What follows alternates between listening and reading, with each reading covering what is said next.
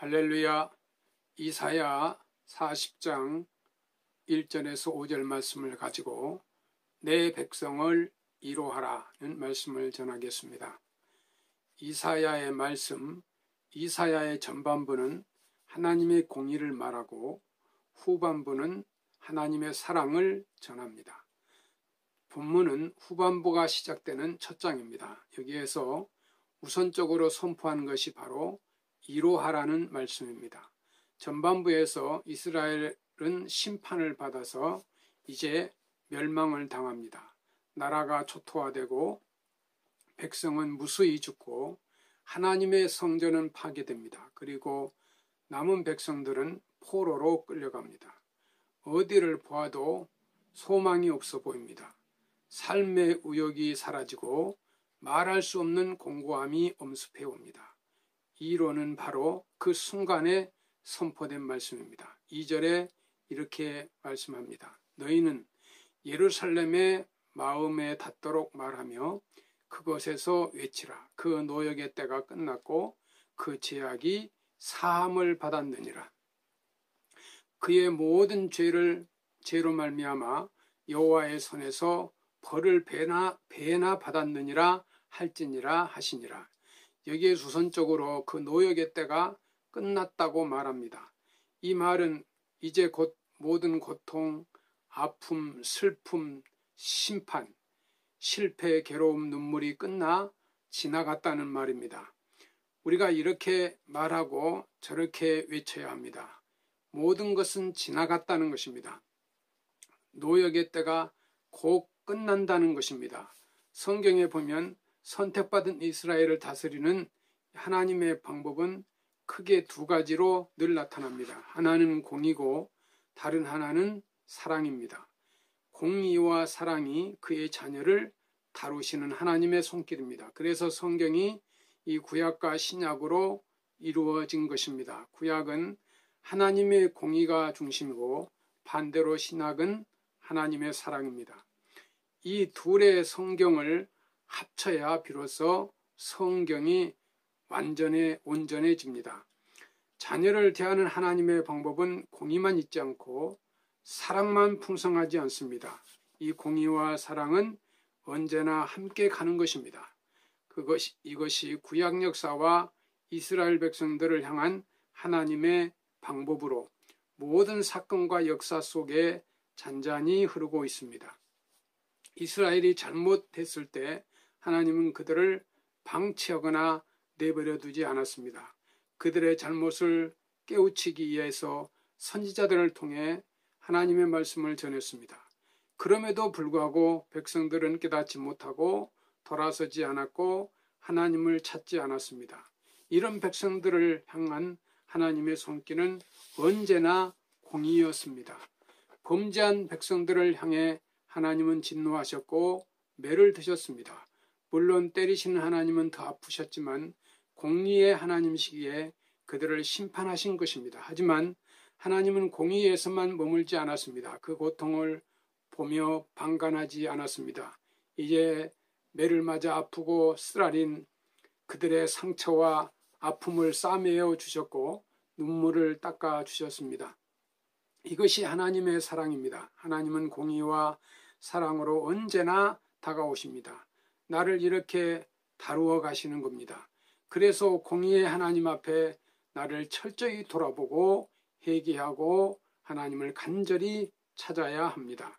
그리고 하나님의 사랑 앞에 긍휼과 자비의 손길을 기다리며 나아가야 합니다. 특히 아프고 쓰라릴 때 더욱 긍휼이 임합니다. 그래서 호세아처럼 이렇게 고백해야 합니다. 오라 우리가 여호와께로 돌아가자. 여호와께서 우리를 찢으셨으나 도로 낫게 하실 것이요 우리를 치셨으나 싸매어 주실 것임이라. 여호와께서 이틀 후에 우리를 살리시며 셋째 날에 우리를 일으키시리니 우리가 그의 앞에서 살리라. 호세아서 6장 1절에서 2절 말씀입니다. 하나님은 또 이사야를 통해 이렇게 말씀하셨습니다. 내가 잠시 너를 버렸으나 곧 긍휼로 너를 모을 것이며 내가 넘치는 진노로 내 얼굴을 내게서 잠시 가렸으나 영원한 자비로 너를 긍휼히 여기라.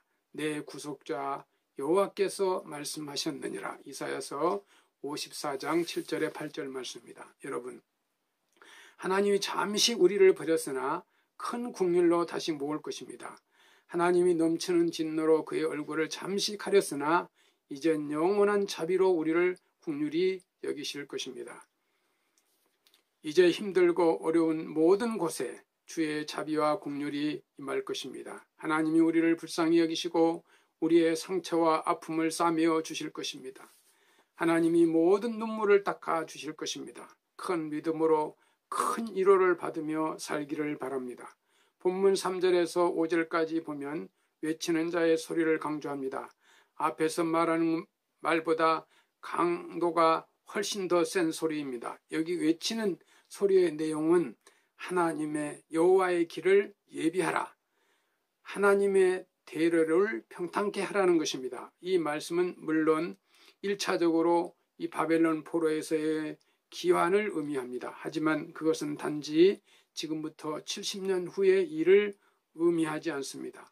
70년이 아니라 700년 후의 일을 전하고 있습니다. 이것은 바로 예수 그리스도의 길을 예비하기 위해 선포된 말씀입니다. 예수님의 사역을 시작하기 전 그분의 길을 예비한 사람이 있습니다. 바로 세례 요한입니다. 이 사람은 바로 그의 사역을 예언하는 것입니다. 그래서 누가복음에 보면 이렇게 말합니다. 요한이 요단강 부근 각처에 와서 제사함을 받게 하는 회개의 세례를 전파하니 선지자 이사야의 책에 쓴 바 광야에서 외치는 자의 소리가 있어 이르되 너희는 주의 길을 준비하라. 그의 오실 길을 곧게 하라. 모든 골짜기가 메워지고 모든 산과 작은 산이 낮아지고 굽은 것이 곧아지고 험한 길이 평탄해질 것이요 모든 육체가 하나님의 구원하심을 보리라 함과 같으니라. 누가복음 3장 3절에서 5절 말씀입니다. 누가는 여기 이사야의 말씀을 인용하여 세례 요한은 주의 길을 예비하였고 하나님의 대로를 평탄케 만들었다고 선언합니다. 5절에 이렇게 결론을 냅니다. 여호와의 영광이 나타나고 모든 육체가 그것을 함께 보리라. 여기 여호와의 영광은 메시아의 영광이요 하나님의 계획이고 그분의 뜻을 말합니다. 이제 그의 뜻과 계획이 이루어진다는 말씀입니다. 하나님의 뜻이 나타나고 그 모든 육체가 이제 하나님의 영광을 보게 된다는 것입니다. 성도 여러분, 인류 역사의 모든 것에는 반드시 하나님의 뜻이 있습니다. 모든 것은 하나님의 필연 속에 있고 개인과 공동체의 역사는 하나님의 계획과 뜻대로 진행되는 것입니다. 여호와의 말씀에 내 생각이 너희 생각과 다르며 내 길은 너희 길과 달라서 하나님의 땅보다 높음 같이 너희 길보다 내 길은 너희 길보다 높으며 내 생각은 너희 생각보다 높으니라. 이사야서 55장 8절 9절 말씀입니다. 또한 생각이 많은 바울도 이렇게 선언합니다. 하나님의 미련한 것이 사람보다 지혜롭고 하나님의 약한 것이 사람보다 강하니라. 고린도전서 1장 25절입니다. 하나님의 생각과 우리 생각은 다른 것입니다. 하나님의 길로 우리의 길을 같은 위치에 둘 수 없습니다. 하나님이 가장 미련한 것이 사람의 가장 지혜 있는 것보다 더 지혜롭고 하나님의 가장 약한 것 사람이 그 어떤 것보다도 강한 것입니다. 믿음의 길에 오직 하나님의 뜻만이 확실한 것입니다. 그저 우리는 받고 수용하고 기다릴 뿐입니다. 내 백성을 이루하라. 이것이 오늘 우리에게 주신 말씀입니다. 내가 먼저 위로를 받고 어렵고 힘든 사람들을 위로해야 합니다.